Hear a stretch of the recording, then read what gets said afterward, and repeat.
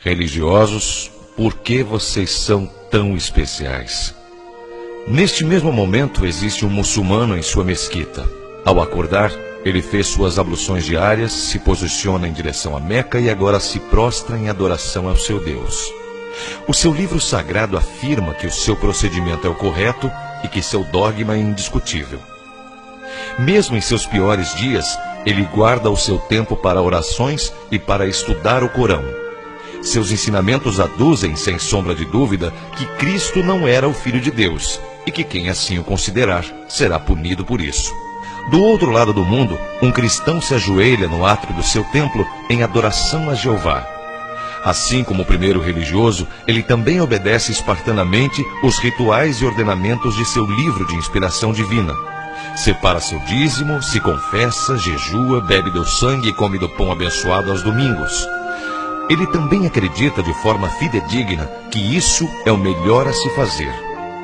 Afirma que tal postura é seu norte e deve ser a sua maior ambição nesta vida. Já repararam que existe um problema aí? E esse problema é intransponível. Ou um está certo ou não está. Ou Cristo era mesmo Filho de Deus ou não era. Se um está certo, o outro está errado. A pergunta é simples, mas a resposta nem tanto. Pelo menos para quem não é religioso. Notem que nem o cristão e nem o muçulmano se preocupam se o outro pode estar certo, vez que ambos sabem possuir a verdade. Sim, o religioso afirma ter a certeza de que está certo. Isso faz parte do seu dogma. A dúvida não é desculpável. Não há virtude na dúvida. Aqui, a dúvida se supre com a fé e não com evidências. Quanto mais fé, mais virtude e mais certeza. O problema é que o problema continua lá. Mas existe um problema ainda maior. O cerne da questão é que o religioso usa sua crença como catapulta, como alavanca para os seus atos. Seus livros os ensinam que seus credos devem ser espalhados epidemicamente, doutrinados em crianças, esposados como verdade indiscriminada e inexorável. Ambos os livros, o Alcorão e a Bíblia, apesar de contraditórios, aduzem que só existe uma verdade e que tal verdade está acima de qualquer julgamento e de qualquer lógica. Tais alfarrábios, que foram redigidos em um tempo onde se acreditava que cuspir em feridas, por exemplo, podiam curá-las, por gente com conhecimento menor do que o de uma criança de 12 anos de hoje, não permite contestação, nem a fundamentada. Existe o pretexto e a argumentação de que seus textos contêm instruções transmitidas pelo Criador e Senhor Supremo, e para eles, isso parece ser suficiente. Ambos os deuses, o muçulmano e o cristão, são invisíveis, imóveis, omissos, vingativos, oniscientes, inescrutáveis. Ambos os deuses possuem crimes em suas costas, tragédias em seus espólios. Ambos os deuses te ordenam que creia, que engula sem água, que se ajoelhe. Ambos os deuses te comandam para que se entregue e afirmam que resistir é inútil e até perigoso. Assim como a embalagem de cereal e o ovo de chocolate recheado, eles prometem prêmios secretos. Secretos, pois nunca ninguém os viu. Não se conhece ninguém que tenha descontado o cheque. Quanto mais consumo do produto, maior a possibilidade de conseguir o prêmio eterno em uma loteria divina, onde a punição por não se acertar os 6 números é, claro, a tortura eterna. Mas quem disse que o cristão se preocupa se o muçulmano achou um regramento mais inteligente? Quem seria tolo de apostar que o islâmico ficou sem dormir ou comer suas tâmaras por conta da regra de ouro? Isso não é relevante.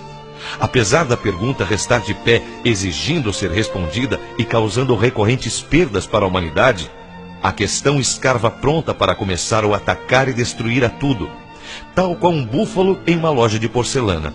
E essa pergunta é: quem possui a verdade? Qual dogma realmente possui impressões oriundas do hálito celestial? Me diga você que é religioso, isso não te preocupa? Ironicamente, você ainda não se deu conta de que pode parar no inferno de outro Deus? Claro que existe uma possibilidade a ser considerada, e ela é espetacular. Lógica, razoável, gregária em sua essência, bela em sua simplicidade. Ela não te premia e não te condena. Desafiadora desde o nascituro, ela te pergunta: e se ambos estiverem errados? Sim, Considerem por um momento que Deus não existe. Isso não faz mais sentido do que o seu Deus pessoal? Isso não te parece mais real do que seu amigo imaginário, do qual você se esquece, por exemplo, quando se masturba? Aliás, olhem, ele está vendo. Não se esqueça do não desejarás a mulher do próximo, seu onanista pecador. Pois é, o quão difícil é aceitar que isso não faz sentido. Estamos em pleno século XXI, e se já era estúpido defender um ser sanguinário que nunca deu as caras há 2000 anos atrás, a situação não ficou melhor agora. Será que já não houve tempo mais do que suficiente para o teísmo apresentar suas considerações? Os métodos de que dispomos hoje para o amealho e avaliação de evidências não são confiáveis o bastante para separarmos o real do imaginário? Será que toda vez que ocorre um milagre ao redor do mundo, não há um bendito de um cético com um celular na mão para tirar uma foto? Ou será que milagres simplesmente não acontecem, vez que seriam alterações das leis da física? O que lhes parece mais razoável? O fato é que se Deus existe, faz questão de não se apresentar. É fato também que é militar no sentido de não se importar com a humanidade. Não resgata corpos no mar quando ocorrem naufrágios, não cura doenças, não diminui o desejo dos padres em sua paldurecência pedófila. Se algum corpo foi retirado do oceano, se a leucemia foi debelada, se o clérigo foi denunciado, isso não teve nada a ver com Deus. Isso foi trabalho dos homens. Mas se não são capazes de mostrarem a verdade do que afirmam, por que vocês religiosos então se matam entre si? Por que os seus livros são apresentados como se fossem o que existe de mais nobre e moral já escrito ao longo da história? Por que os comparam, os bradando no ar, como se medissem, por exemplo, o tamanho do próprio pau? Por que vocês os usam para dizer que sua fé é maior e que sua mensagem é mais poderosa? Se não têm certeza, vez que não podem, por que o usam como desculpa para maltratar homossexuais? Mutilar prepúcios e clítoris ao redor do mundo? Por que usam os mesmos livros para nos separarmos em cores ou em castas? Será que é injusto da minha parte perguntar por que ainda nos dias de hoje Jeová se preocupa mais com uma fimose do que com a fome na África? Me desculpem, mas ao contrário de vocês, religiosos, eu não tenho certeza. Admito isso. Acho apenas improvável, aliás, muito improvável face à ausência de provas e à pobreza de evidências. Mas ao contrário da religião, que não abandona a arrogância, eu como ateu afirmo que não tenho certeza. Não acredito nem por um segundo, mas não posso dizer que tenho certeza. Isso seria desonesto e para o ateu, a desonestidade intelectual simplesmente não pode ser aceita. Lembremos que saber é diferente de crer. E ressaltemos o que afirma Dan Baker, que de forma cirúrgica aduz que o ateísmo não afirma que a inexistência de Deus está provada, mas sim que a existência de Deus não está provada. E que, na verdade, em qualquer argumento, o ônus da prova está do lado daquele que faz a afirmação. Toda essa discussão é importante, mas como sempre o mais importante são as consequências. Sendo assim, torno a perguntar: religioso, você poderia me responder qual de vocês possui a real verdade? Depois de algum tempo refletindo, cheguei à conclusão de que a verdade nunca foi importante nessa seara. Sim, é claro que cada religioso de cada credo gostaria de estar com a verdade. Mas o problema de vocês não é com a verdade. Nunca foi. O problema de vocês religiosos é com os fatos. A questão é simples. Seus livros de cristalina antítese estão repletos de verdades, não é mesmo?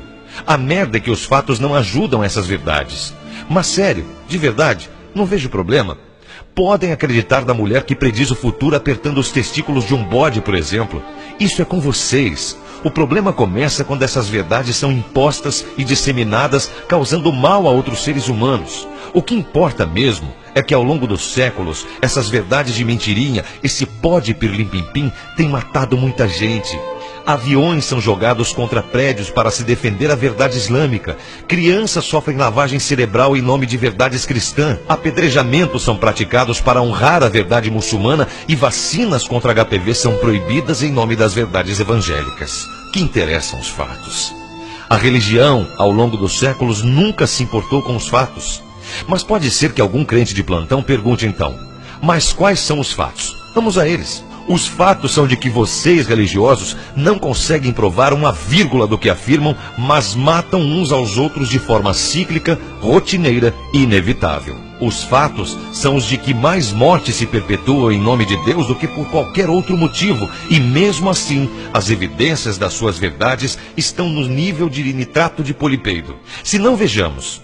Judeus matam muçulmanos na Palestina, muçulmanos matam cristãos na Nigéria, hindus matam muçulmanos na Caxemira, no Sri Lanka budistas matam tamês hinduístas, na Irlanda do Norte cristãos católicos matam cristãos protestantes. Podemos continuar a tarde inteira. E enquanto isso, a humanidade dá voltas em um carrossel de tripas e sangue, onde a música circense é substituída pelo engatilhar do AK-47. Já passou da hora de você, religioso, entender que o seu problema não é com a verdade.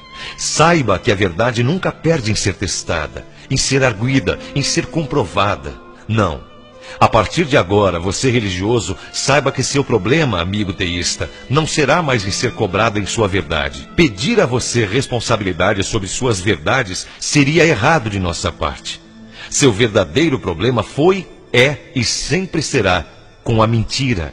Daqui para frente, lembre-se de que a cada sessão de descarrego, a cada unção não atendida, a cada milagre não comprovado, a cada batina manchada de sêmen e vergonha, a cada homossexual espancado com a bênção de Levítico e Deuteronômio, a cada negro colocado de lado em função de sua cor, a cada mensagem mediúnica de revista Caras, a cada despacho não aceito pelo santo, a cada criança enfibulada, a cada cápsula deflagrada e que atingir a cabeça de outro ser humano de fé como você, em nome de seu Deus e da sua verdade, nós ateus vamos estar lá para te lembrar. Esqueça as verdades, religioso. Você tem problemas com as mentiras. Texto de H.P. Charles.